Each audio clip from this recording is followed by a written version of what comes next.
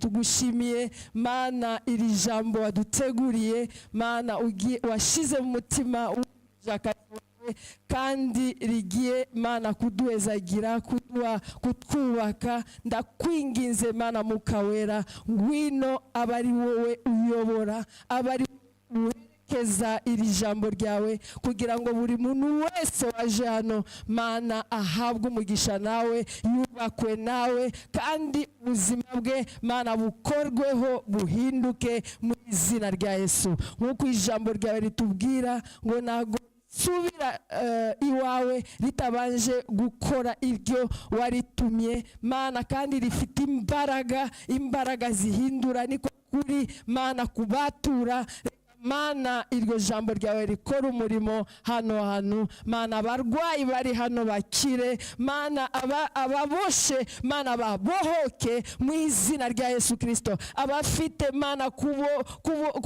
ababoshwe mu buryo butandukanye mu buryo mana nyiringabo Yesu nta kintu na kimwe cyakunanira wowe ubizi wowe ureba imitima mana ukamenya n'intambara tunyuramo reka mana bose babohoke mbere yawe kubw'ijambo ryawe ni mu izina rya Yesu tusenze twizeye amen. Amen. Alléluia. Amen. Bonjour peuple de Dieu. Nous sommes dans la joie. Alléluia. Amen. Alors comme notre maman, notre senior pasteur l'a si bien dit. Je suis Ruth Glory Mburu. Ruth Glory. Je suis une enfant de la maison. J'ai tout appris ici. J'ai appris à prêcher ici. J'ai appris à leader ici. Donc ici c'est ma maison. Alléluia. Amen. Alors on va pas tarder. Mais avant d'entrer dans le message, j'aimerais d'abord saluer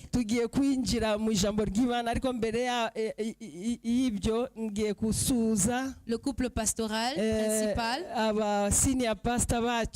Je vous salue au nom de Jésus. Merci beaucoup pour l'honneur que vous m'avez fait aujourd'hui. Je salue. Je salue aussi tous les pasteurs assistants et tous les pasteurs présents dans la salle.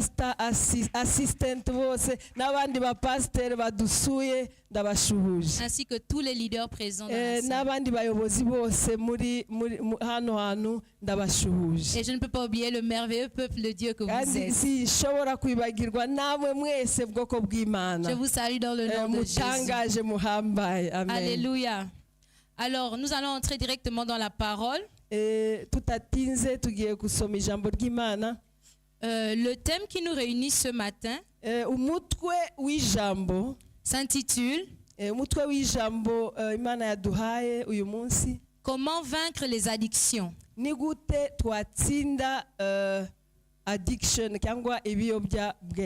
Alléluia. Amen. Le sujet sortir des addictions.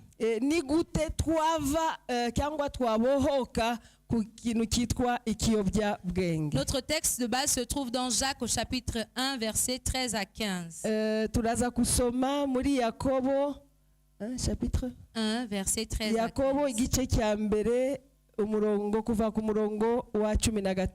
Alléluia. Amen. Alors le message de ce matin est un message basé sur la vie quotidienne. Alléluia. Amen. La vie quotidienne. Ce que nous vivons tous les jours. Ce par quoi nous passons tous les jours.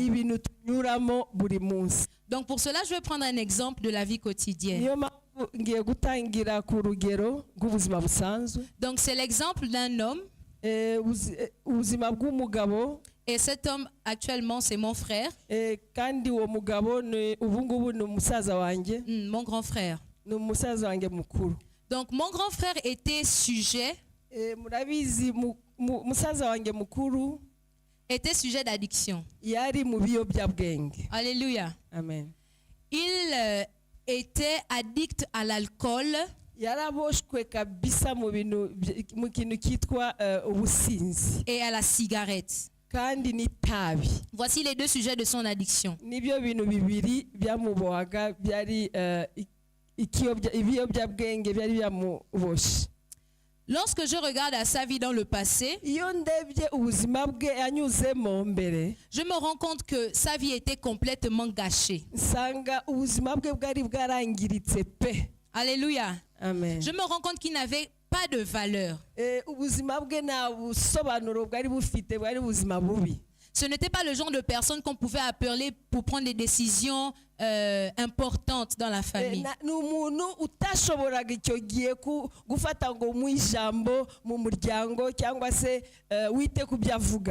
Lors des réunions, on ne pouvait pas demander son avis.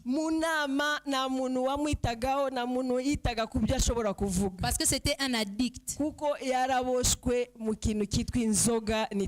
Et cette addiction-là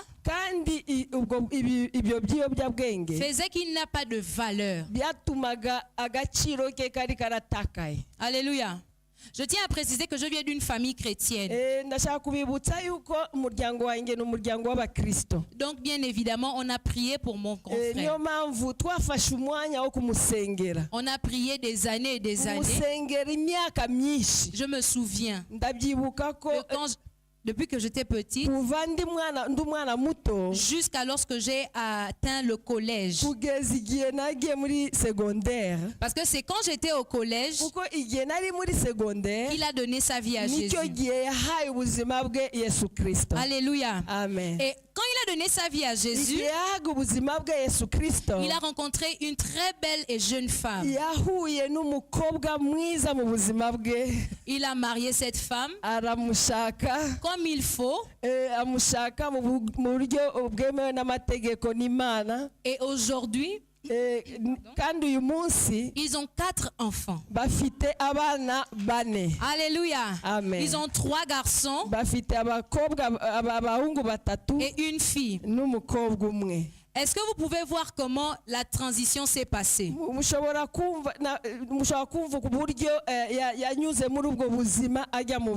D'un addict à un homme responsable.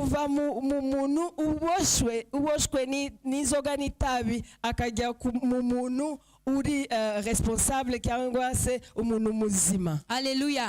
D'un homme sans valeur à un homme avec de la valeur.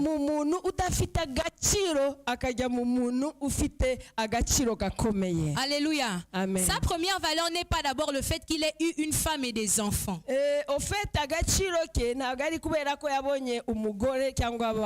Mais sa première valeur lui est venue du fait qu'il ait reçu Jésus comme Seigneur et Sauveur personnel. Alléluia. Parce que c'est après maintenant qu'il a eu sa famille. Alléluia. Amen. Alors bien aimé, j'aimerais que tu saches qu'il est possible de sortir de l'addiction. Alléluia. Quelle que soit l'addiction par laquelle tu passes maintenant.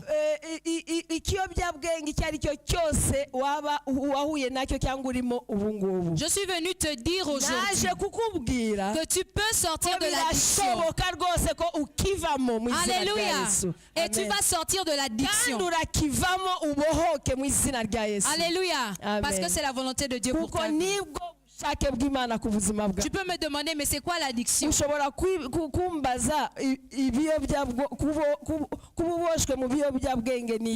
me parles d'addiction, qu'est-ce que c'est concrètement?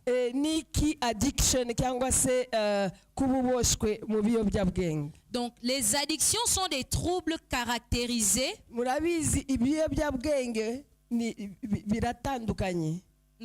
des troubles caractérisés par une dépendance physiologique et psychologique.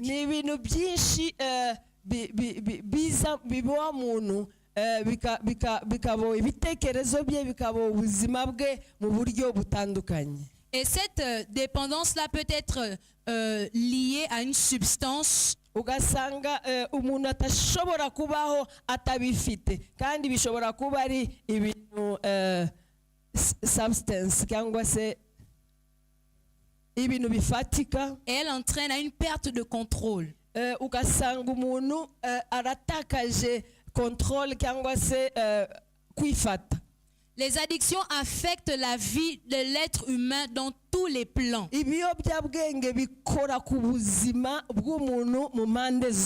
Alléluia. C'est la raison pour laquelle j'aimerais que tu saches qu'il y a deux types d'addictions. Il y a les addictions liées aux substances. Et il y a les addictions liées au comportement. Alléluia. Amen. Les addictions liées aux substances sont caractérisées par une dépendance.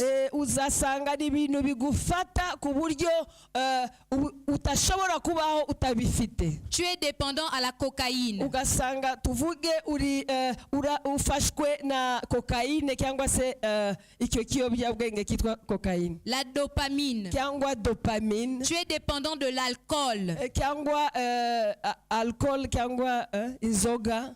Le tabac, l'héroïne, et aussi des médicaments, un médicament particulièrement qu'on appelle la morphine. Alléluia. Amen. Les personnes qui sont dépendantes des substances sont toujours en demande de consommation.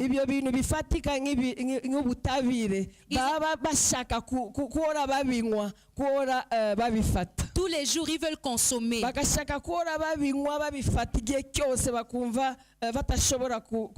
Si c'est un alcoolique, il va toujours vouloir consommer l'alcool.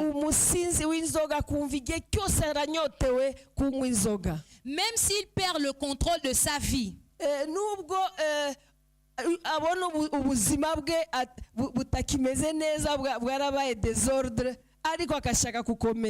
toujours et toujours vouloir consommer. Et il faudrait que tu saches que les addictions ont un contrôle négatif sur la santé physique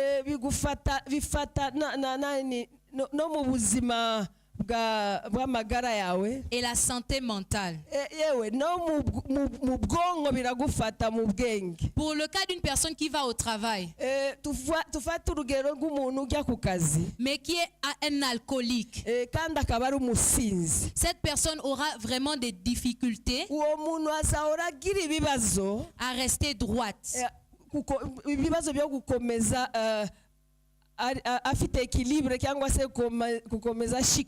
Alléluia. Amen. Cette addiction-là, cette dépendance à l'alcoolisme pourra lui apporter des problèmes. Cette personne peut se voir licenciée. Cette personne peut se voir être critiquée sur le lieu du travail. Parce que cette personne est une personne addicte. Beaucoup de gens aujourd'hui négligent l'addiction à l'alcool.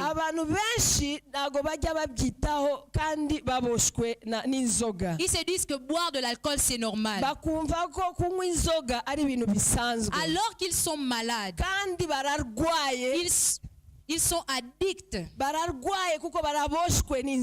Alléluia. Amen. Ça c'est l'addiction liée aux substances. Mais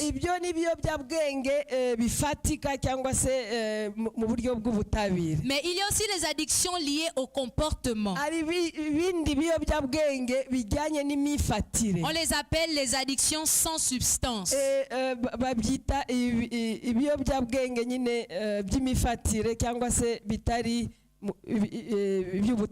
Alléluia. Amen. Tout comme les addictions liées aux substances,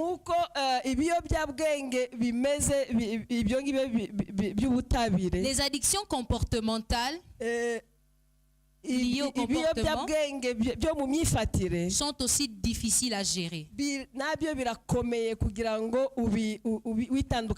Si dans ton comportement tu es addict,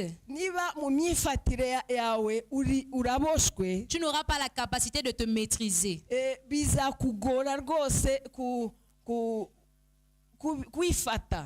Alléluia. Amen. Alors prenons le premier exemple des addictions comportementales. Tugiye kureba ingero zitandukanye z'imyifatire za ibiyobyabwenge by'imifatire. Le mensonge. Icyambere kubesha. Alléluia. Amen. Le mensonge, kubesha, lorsqu'il devient une habitude, kubesha iyo bitangiye kuba kamenyero, devient une addiction. Iyo bimaze kuba kamenyero bihita bikuboha bikaba ikiyobyabwenge. Si tu ne peux pas vivre sans mentir, niba utashobora kubaho utabesha, il faudrait que tu saches ugomba kumenya yuko que tu es atteint de la maladie qu'on appelle la mythomanie. ufite iyo ndwara bita mythomanie cyangwa se icyo kiyobyabwenge. Alléluia. Kubesha. Les mythomanes, abantu twita aba mythomane cyangwa abafite ibyo biyobyabwenge byo kubesha, ce sont des personnes n'abantu qui retrouvent le confort et la sécurité dans le mensonge. bumva bafite umutekano iyo bari kubesha. Alléluia. Amen. Pour eux, dire la vérité, c'est un problème. Kuri bo kuvugisha ukuri ni kibazo. Ce qui est préférable pour eux, c'est de dire le mensonge.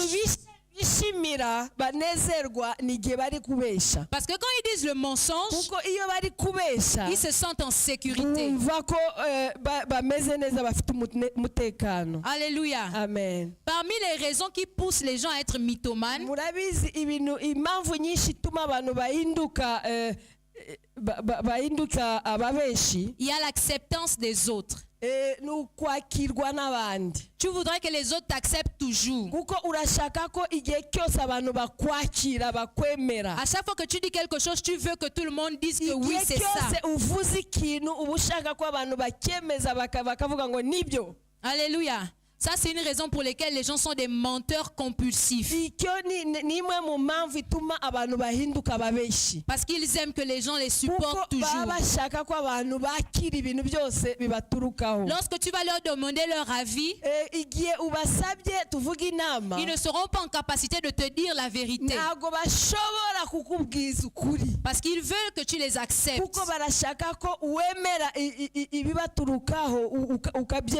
Donc ils te mentiront toujours. Il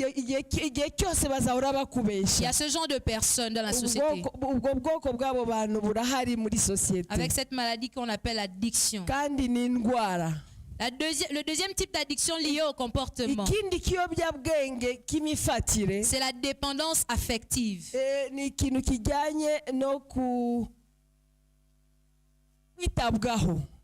Tu as besoin excessivement des autres. Tu veux toujours avoir quelqu'un avec toi. Tu as peur de l'abandon. Tu refuses d'être loin des autres. Et cette dépendance affective-là, elle peut être tournée vers les personnes de même sexe que nous.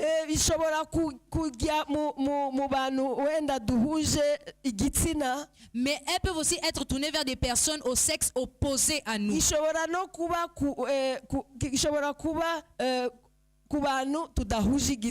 Alléluia. Amen. Plus simplement dit, des personnes qui ont des dépendances affectives, qui aiment toujours avoir des personnes à côté d'elles, sont souvent des personnes qui ont des addictions liées à la sexualité.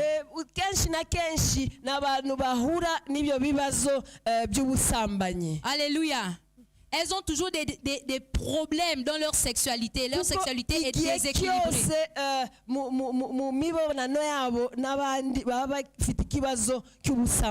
Et ces personnes-là cherchent toujours à avoir des relations toxiques.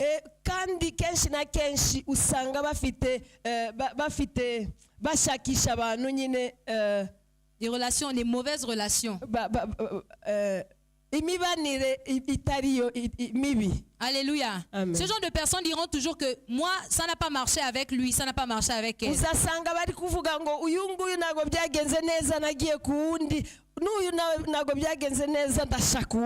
Mais pourquoi est-ce que ça n'a pas marché? Ça n'a pas marché parce qu'il y a un problème en toi. Et si tu ne guéris pas, tu seras toujours malade. Il y aura toujours cette maladie de l'addiction.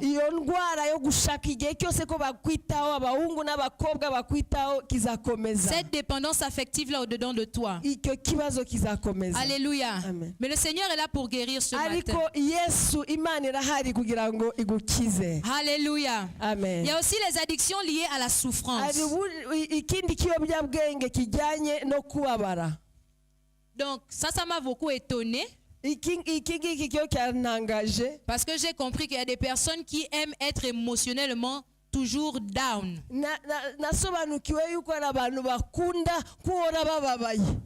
Ce sont des personnes qui aiment toujours quand tout va mal.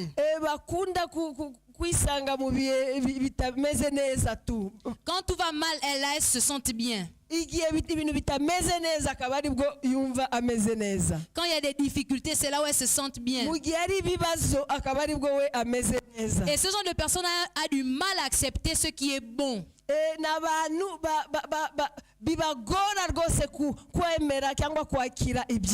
Ils voient toujours le mal dans tout. On veut te faire du bien, tu dis qu'il y a quelque chose de caché derrière. On veut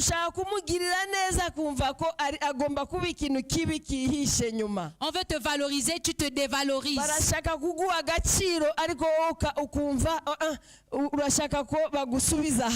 On veut t'aimer, tu te dis je ne mérite pas l'amour.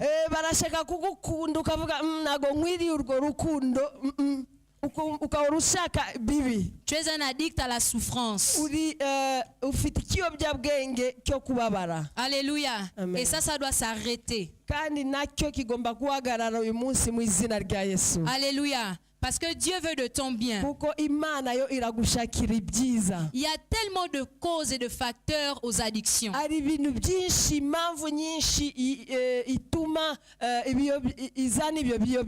y a des facteurs génétiques, héréditairement.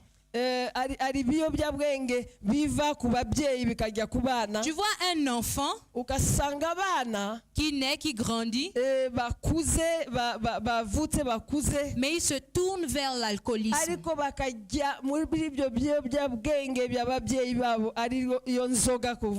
Tu vois une jeune fille, elle grandit bien, mais elle se tourne vers la débauche sexuelle. Pourquoi cela? Parce que c'est dans sa génétique.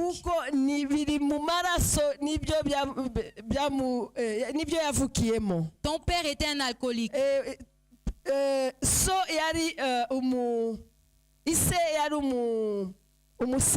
Ta maman n'a pas fait attention à sa vie sexuelle.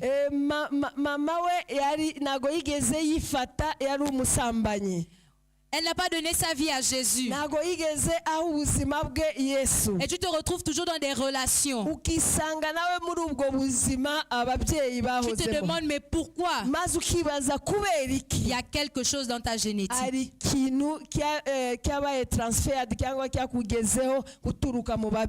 Alléluia. Amen. Même en parlant de l'alcool, il y a quelque chose dans ta génétique.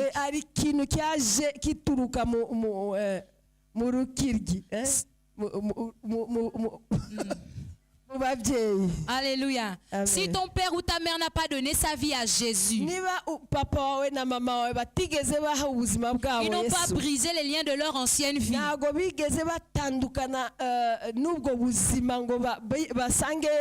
Toi aussi quand tu viens, tu vas hériter de ça. Alléluia.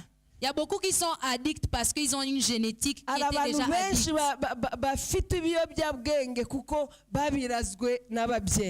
Donc c'est la raison pour laquelle nous qui sommes là présents, nous devons faire attention à la manière dont nous vivons. Ça concerne beaucoup les jeunes. Nous qui n'avons pas encore fait d'enfants. Nous devons faire attention à la manière dont nous vivons. L'hygiène de vie que nous avons.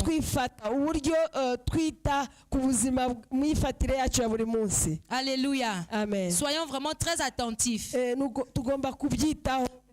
Parce que le diable utilise tous les moyens pour pervertir la race humaine. Un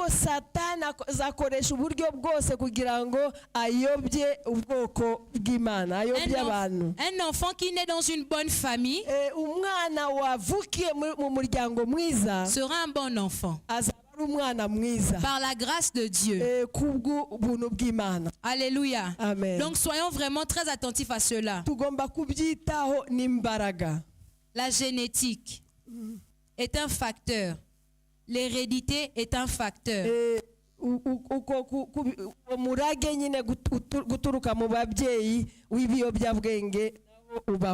Les contextes familiaux aussi, comme je disais déjà. Tu es addict parce que dans ta famille, il y a toujours eu des conflits.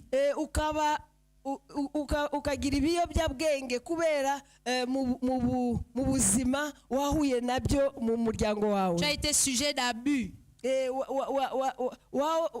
Wakuze ugirirwa nabi. Tu n'as pas vécu le soutien. Ntago bigeze bakwitaho mu buryo bwose. Tout cela a pu contribuer à ton addiction aujourd'hui. Les traumatismes des expériences.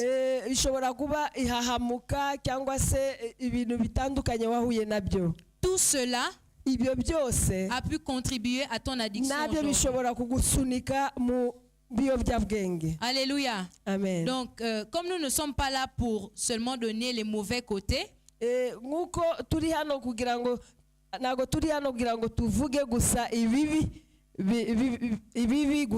allons donner 2 solutions thérapeutiques. Et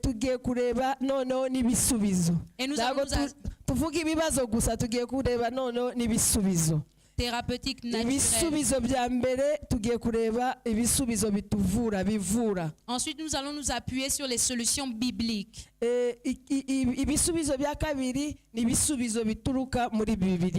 Alléluia. Amen. Donc les thérapeutes, ils encouragent les thérapies. Murabizi ibisubizo kuturuka ku baganga bidusunika nyine mu kwivura. Donc il te demande d'abord d'identifier. Mu kwivura ukabanza ukamenya ikibazo cyawe ni kihe.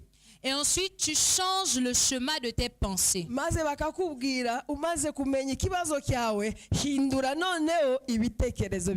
Et tous les comportements que tu avais qui étaient liés à ton addiction.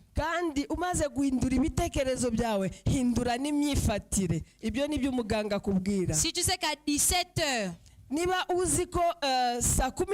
là où tu aimais aller boire la bière.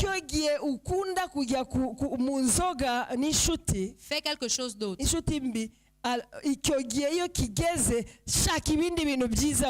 tu sais qu'on va t'appeler, on va t'écrire un message. Ne réponds pas. Alléluia. Amen. Change les chemins. Change le comportement. Maintenant, lorsque l'addiction a eu lieu dans un cadre familial,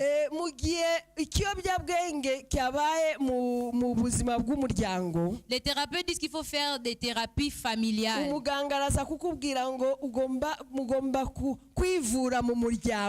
Lorsque ton addiction a touché toute ta famille,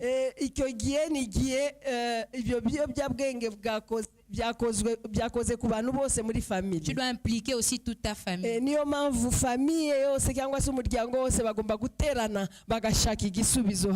Oui, parce qu'ils ont été affectés. Maintenant, selon la Bible, qu'est-ce que la parole de Dieu dit concernant les addictions? Alléluia. Selon la Bible, l'addiction C'est un système de servitude.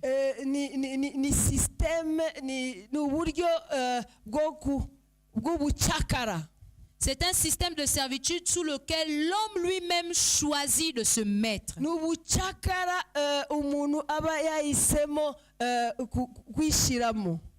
Alléluia. En tant qu'homme, tu choisis de te mettre sous la servitude, sous l'addiction.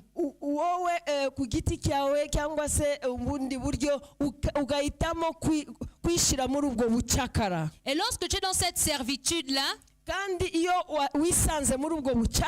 deviens un malade dans l'âme.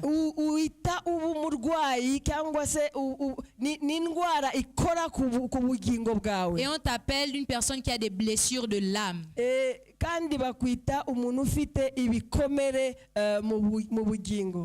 Alléluia. Amen. La Bible dit dans 1 Corinthiens 6 au verset 12. Oui, chapitre 6 verset 12. Il est écrit, tout m'est permis. Papa Jean-Marie ashobora kudusomera. Tout m'est permis, mais tout n'est pas utile. Tout m'est permis, mais je ne me laisserai asservir par quoi que ce soit.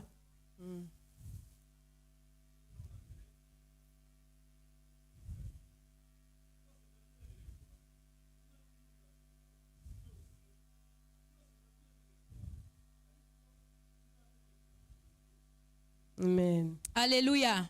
Tu n'es pas obligé de te faire asservir par une quelconque addiction.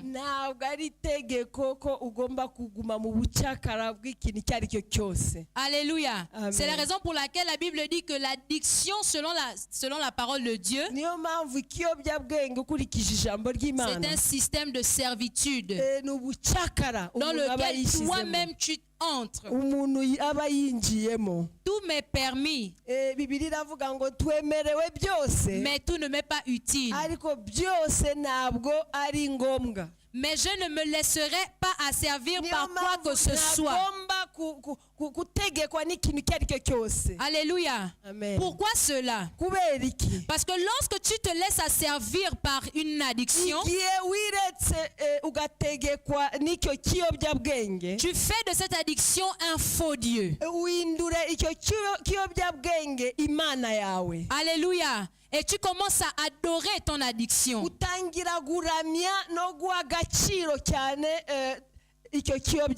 La Bible dit, tu n'auras point d'autre Dieu devant ma face. C'est Dieu qui le dit. Mais toi, lorsque tu places cette addiction devant ta face, tu es en train de montrer à Dieu que Seigneur, voilà le Dieu que j'ai choisi d'adorer.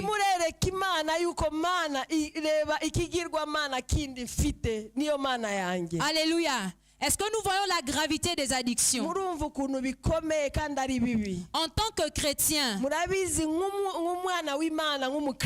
devons pas avoir des addictions parce que les addictions sont comme des rivaux. C'est comme si tu viens dire à Dieu que voici, j'ai trouvé quelqu'un qui est à ta hauteur.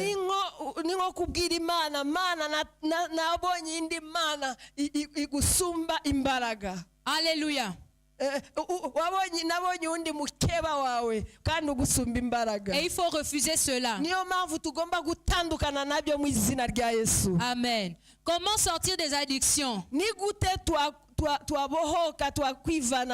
Parce que c'est le thème de notre message. Comment vaincre les addictions? La première chose que tu dois faire, c'est de reconnaître tes faiblesses. Alléluia. Amen. Tu dois reconnaître que tu es dans une lutte. Tu es dans une addiction. Et encore plus, tu es dans un esclavagisme. Jésus a dit dans Jean 8, verset 34.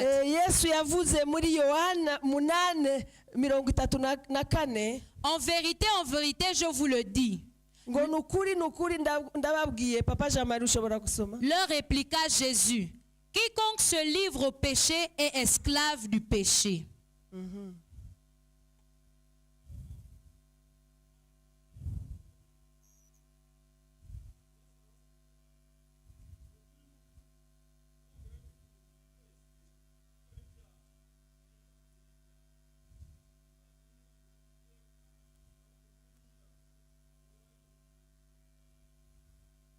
Amen. Amen.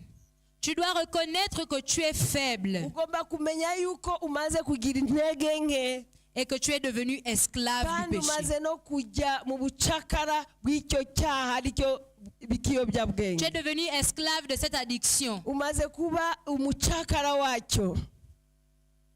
La Bible dit aussi dans 2 Pierre 2, Ijambo ry'Imana riravuga muri Petero wa kabiri verset 19, partie B. umurongo wa 19 B. Ils leur promettent la liberté quand ils sont eux-mêmes esclaves de la corruption. Voici ce qui nous intéresse. Car chacun est esclave de ce qui a triomphé de lui. Umuntu wese ni umucakara w'ikintu cyamunesheje. Alléluia. Amen. Donc si tu sens que tu es déjà l'addiction a pris le contrôle sur toi, Niba uzi ko ikiyobyabwenge kimaze kukunesha, ça veut dire que tu es un esclave de cette addiction.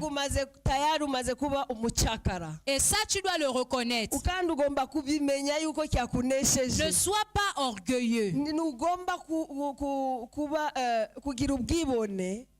Parce que cet orgueil n'est pas envers quelqu'un d'autre. Cet orgueil n'est pas envers quelqu'un d'autre. Ubwo bwibone uri kugaragaza mu gushaka kutabyemera. Dans l'histoire ici, c'est toi l'esclave. Kandi umaze kuba umucakara. Ce n'est pas quelqu'un d'autre. Okay.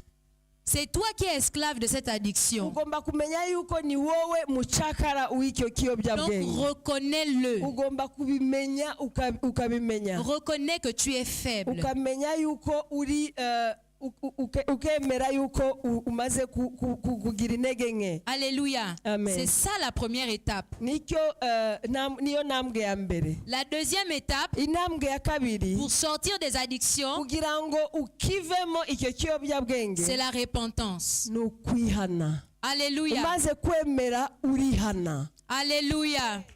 Oui, nous pouvons acclamer pour Jésus.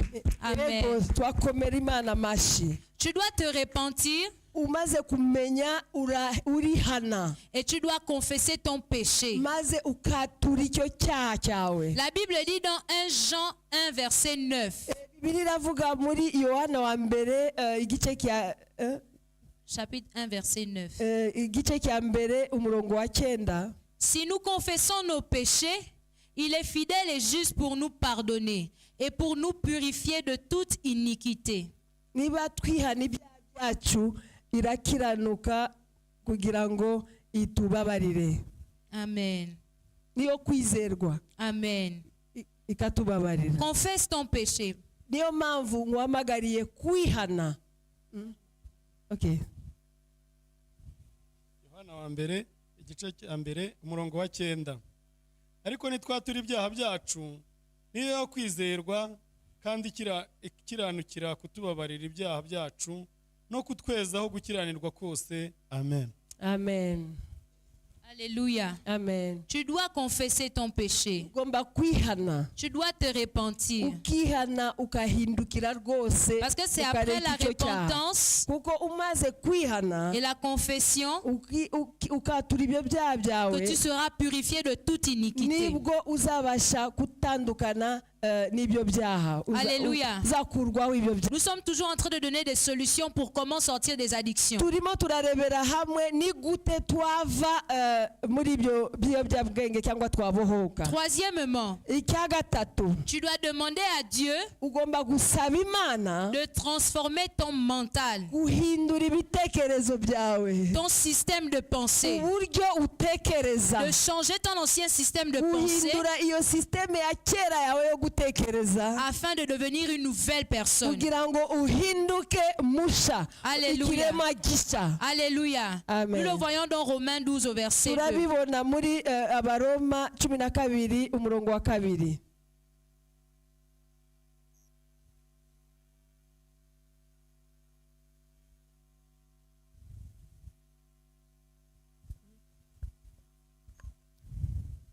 Abaroma igice cya 12 umurongo wa 2. Kandi ntimwishushanye n'ab'iki gihe, ahubwo muhinduke rwose mugize imitima mishya, kugira ngo mumenye neza iby'Imana ishaka, ari byo byiza bishimwa kandi bitunganye rwose. Amen. Amen. Alléluia. Amen. Tu dois demander à Dieu mugomba gusaba Imana continuellement igihe cyose ugakomeza gusaba Imana de reformer la manière dont tu kugira ngo Imana penses. iguhindurire n'ibitekerezo uburyo utekereza ubona ibintu. Tous les endroits où l'addiction avait pris place, ahantu hose ibyo biyobyabwenge byagerageje kwangiza, tu dois dire à Dieu, Seigneur, viens changer, urabwira Imana, Mana ngwino uhindure, viens remplacer. ngwino ufate umwanya mu buzima bwanjye, mu bitekerezo byanjye uhindure. Alléluia. Amen. Et tout ce que Dieu va remplacer kandi igihe Imana izaza ihindure ikahindura ibitekerezo igashiramo ibyayo, sera remplacé par sa parole. izashiramo izabanza ishiremo ijambo ryayo. Alléluia. Amen. Dieu ne va pas venir remplacer des paroles des hommes. Imana nago izazana amagambo y'abantu ngo ishire mu bitekerezo byawe mu mwanya w'ibyo byobyabwenge. C'est sa parole qui est la vérité qui deviendra maintenant ton izazana système de ijambo pensée. ryayo irishire mu bitekerezo byawe mu buzima bwawe kugira ngo systeme yawe ibe systeme y'Imana. Alléluia. Amen. Alléluia. Quatrièmement, icya kane, tu dois demander la force du Saint-Esprit. ugomba gusaba imbaraga z'Umwuka Wera. Si tu as confessé, Niba watuye cyangwa se warihanye, tu t'es repenti, ukihana rwose, Dieu est en train de by'ukuri, faire un travail de transformation. Imana itangira kuguhindura. Maintenant, tu dois demander l'aide du Saint-Esprit. Usaba rero ubufasha bw'Umwuka Wera. Kuko niwe Alléluia. mufasha. Le Saint-Esprit est notre aide. Mwuka Wera niwe mufasha wacu. La Bible dit dans Ephésiens 4, verset 16, Bibiliya iravuga mu Baefeso 4:16, afin qu'il vous donne selon la richesse de sa gloire kugira ngo abahe ubutunzi bwayo bw'icyubahiro cyayo, d'être puissamment fortifié par son esprit dans l'homme intérieur. Abefeso igice cya 4 umurongo wa 16. Kuri uwo niho umubiri wose uteranywa neza, ugafatanywa n'uko ingingo zose zigirirana, nuko igice cyose kigakora umurimo wacyo cyagenewe. Muri Kristo uwo niho umubiri ukura gukura kwawo kugira ngo ukurizwe mu rukundo. Amen. Amen. Alléluia. Amen. Donc, tu dois demander la force du Saint-Esprit, Ugomba gusaba imbaraga z'Umwuka Wera, l'assistance du Saint-Esprit, Umwuka Wera akagufasha afin qu'il fortifie ton homme intérieur. kugira ngo agufashe imbere mu mwuka, agufashe guhinduka. Parce que tu dois reconnaître que tu étais un addict. Kuko ugomba kumenya yuko wari mu biyobyabwenge ubirimo neza, Et tu dépendais de cette addiction. kandi nibyo yakubeshagaho. Maintenant, tu dois demander la présence de l'Esprit, None ubu ngubu ugomba gusaba kubaho k'Umwuka Wera mu buzima bwawe, l'assistance de l'Esprit, igihe cyose Umwuka Wera akagufasha afin que tu sois umunsi ku ivre de wundi, lui. kugira ngo anakuzuze, kugira ngo ujye mu Mana neza. Alléluia. Amen. Et puis dernièrement, avant qu'on ne prie, Icyanyuma, tu dois croire que le Fils t'a affranchi. ugomba kumenya kwakira kubohoka kwa Yesu Kristo, ukamenya yuko Yesu Kristo kubera ko wamwakiriye yakubohoye. Alléluia. Amen. Et tu dois croire que tu es désormais réellement libre. Kandi ukamenya yuko wabohotse by'ukuri. Alléluia. Amen. Jean 8, verset 36. Nk'uko Yohana 8:36 bivuga. Oui. La Bible dit, Nk'uko Bibiliya bivuga. bon, ici j'ai paraphrasé, donc ce serait mieux que vous lise. Yohana igice cya 8 umurongo wa 36. Nuko umwana nababatura muzaba mubatuwe by'ukuri. Amen. Amen. Si le Fils vous a franchi, vous serez réellement libre. Alléluia. Amen. Donc tu dois croire que lorsque Jésus t'a franchi, tu es libre. Ugomba kumenya yuko niba umwana w'Imana Yesu Kristo yakubatuye urabatutse rwose.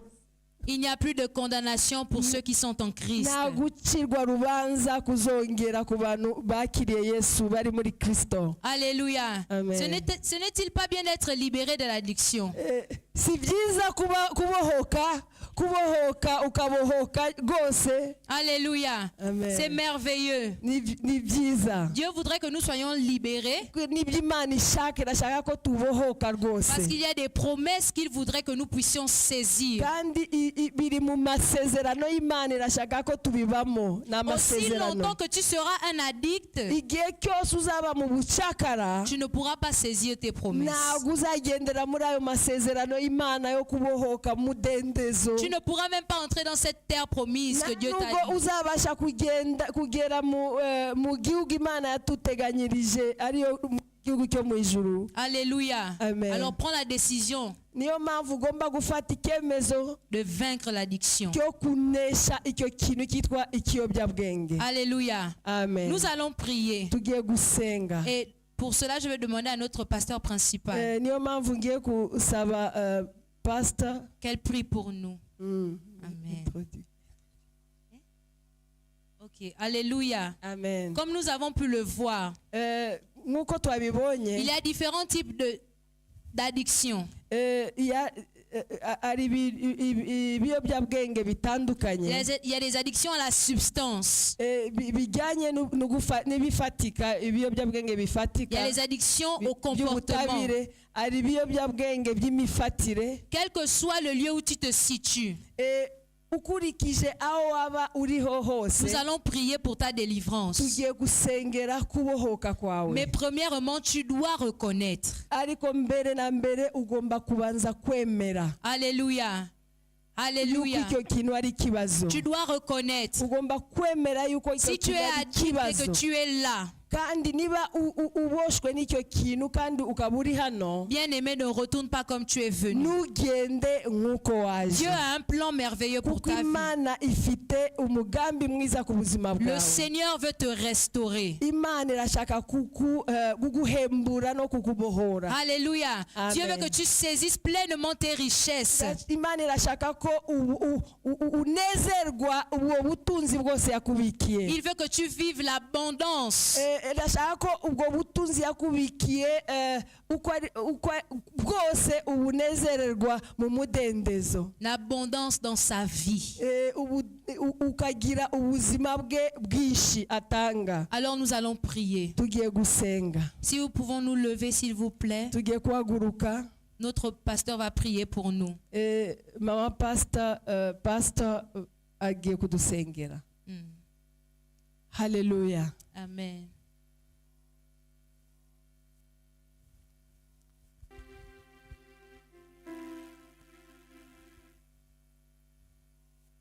Hallelujah. Amen.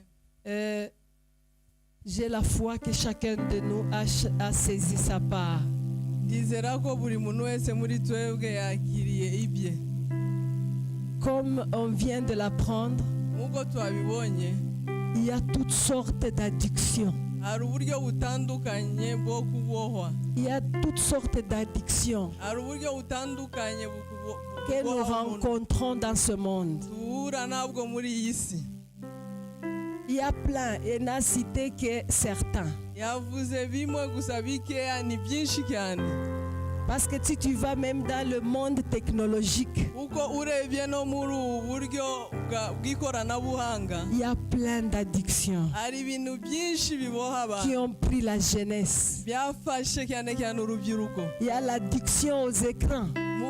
Hari n'ibiboha abantu mu kureba nk'amateleviziyo. Ils passent des heures et des heures en train de scroller.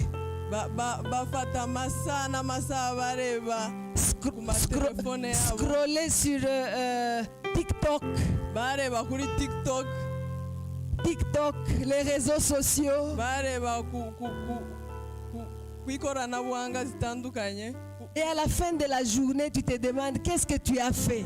nyuma yaho umunsi warangira akibaza nakoze iki. Tu n'as fait que perdre le temps. Ugasanga umwanya wawe wose wawutakaje. Ce n'est même pas la jeunesse seule, même les grandes personnes ntabwo ari urubyiruko rwonyine n'abantu bakuru qui prennent tout leur temps bafata umwanya wabo wose en train de scroller sur les réseaux. bakareba ku ma media atandukanye Tout ce qu'il y a, tous les désordres.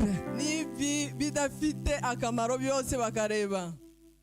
Vous savez, hein, Murabizi la Bible dit, Bibiliya iravuga l'image corrompt l'esprit. ibyo turebesha amaso bihumanya umwuka wacu. Plus tu passes le temps en train de regarder des choses, uko ufata umwanya ureba ibintu, en train d'entendre les choses ugafata umwanya wumva ibintu qui ne t'édifient mais qui te détruisent, bitakubaka ahubwo bigusenya, ton esprit se corrompt. umwuka wawe urangirika. Et tu vas t'étonner, Uzatangara même si tu vas à l'église, nubwo uza mu rusengero, un jour tu vas commencer à faire la même chose. uzasanga nawe ukora bya bindi uhora ureba cyangwa wumva. Si c'est la pornographie Niba ari ibikoza soni et ureba, la jeunesse, qu'est-ce que vous cherchez dans la pornographie? urubyiruko mushaka iki mu kureba izo filime z'ibikoza soni? Les femmes qui se prostituent, vous cherchez quoi? Abagore bari gusambana mukabireba muba mushaka iki? Que le Seigneur nous aide. Imana idufashe, Que le Saint-Esprit nous aide. umwuka wera adufashe. Il y a la masturbation aussi. Ari no kwikinisha. Oui, Yego, kwikinisha. il y a la masturbation. Kwikinisha. Je vois la masturbation plein dans la jeunesse. Ndabona kwikinisha kuzuye mu rubyiruko. Que le Seigneur nous aide. Imana idufashe. Que le Seigneur nous libère. Imana itubohore. Nous allons prier. Tugiye gusenga. Cette parole est venue avec mission. Iri jambo ryaje rifite intego. Et la mission, c'est de te libérer. Kandi intego y'iri jambo ni ukukubohora. Parce qu'aujourd'hui, tu vas mettre fin à tout ça. Kuko uyu munsi urashiraho iherezo kuri ibyo bintu Tu byose. vas dire non à tout ça. Uravuga ngo oya kuri ibyo bintu Tu vas dire, byose. moi, je ne suis pas esclave de ceci. Uravuga ngo gewe ntabwo ndi imbata y'ibi bintu. Alléluia. Haleluya. Je ne suis pas esclave. Ntabwo ndi imbata. Tu vas dire non. Uravuga ngo oya. Parce que la mission que Dieu a pour toi, Kuko intego Imana igufitiye c'est de te faire du bien. ni ukukugirira neza. C'est de faire de toi une femme. Ni ukukugirira umugore, Une femme qui la glorifie. umugore uyihimbaza. Un homme qui le glorifie. Umugabo uyihesha icyubahiro. Alléluia. Amen. Nous allons prier. Tugiye gusenga. Tu vas élever la main. Urazamura ikiganza cyawe. Tu vas dire, Seigneur, Uravuga ngo mwami, aujourd'hui je dis non. uyu munsi ndavuga oya. Tu vas dire non à ton addiction. Uravuga oya ku kintu kikuboshe. Tu vas dire non à l'addiction des gens de ta famille. Uravuga oya ku biboshe umuryango wawe. Tu vas dire non aux addictions de tes enfants. Uravuga oya ku biboshe abana bawe. Tu vas dire non aux addictions de tes parents. Uravuga oya ku biboshe Tu ababyeyi vas dire, bawe. Seigneur, je ne veux plus de cette addiction dans ma famille. Uravuga ngo mana sinshaka ibi bintu biboshe umuryango wanjye. Je veux la liberté. Ndashaka kuboka. Je veux que ma famille soit libre. Ndashaka ko umuryango wanjye uboka. Je ne veux pas l'influence de cette addiction. Ntabwo nshaka ko ibi bikomeza kuboha Je ne umuryango veux pas que wanjye. cette addiction continue à prendre le dessus. Ntabwo nshaka ko uku kuboha kuganza umuryango wanjye. Dis, Seigneur, Vuga ngo mwami, je dis non. ndavuga oya. Je dis non à cette addiction. Ndavuga oya Je m'abandonne entre tes mains. ndakwihaye Je m'abandonne entre tes mains. ndakwihaye nishize mu biganza byawe J'abandonne ma famille entre tes mains. umuryango wanjye nywushize mu biganza byawe Au nom de Jésus-Christ. mu izina rya Yesu Seigneur, c'est l'heure que tu as dit nk'uko ijambo ryawe rivuga que si le Fils vous affranchit, umwana n'ababatura vous serez réellement libre. muzaba mubatuwe by'ukuri Je veux la liberté de ma famille. ndashaka kubohoka k'umuryango wanjye Je veux ma propre liberté. ndashaka kubohoka kwanjye Au nom de Jésus. izina rya Au Yesu nom de Jésus. izina rya Au Yesu nom de Jésus. izina rya Yesu Continue, continue. komeza gusenga Continue à prier pour ta famille et pour toi-même. Continue à prier pour toi-même. sengera n'umuryango wawe zamura ijwi Par le nom de Jésus-Christ. Par le nom de Jésus-Christ. Au nom de Jésus-Christ. Au nom de Jésus-Christ. Seigneur, nous te louons, nous te bénissons. Parce que tu es le Dieu qui bénit. Tu es le Dieu qui libère.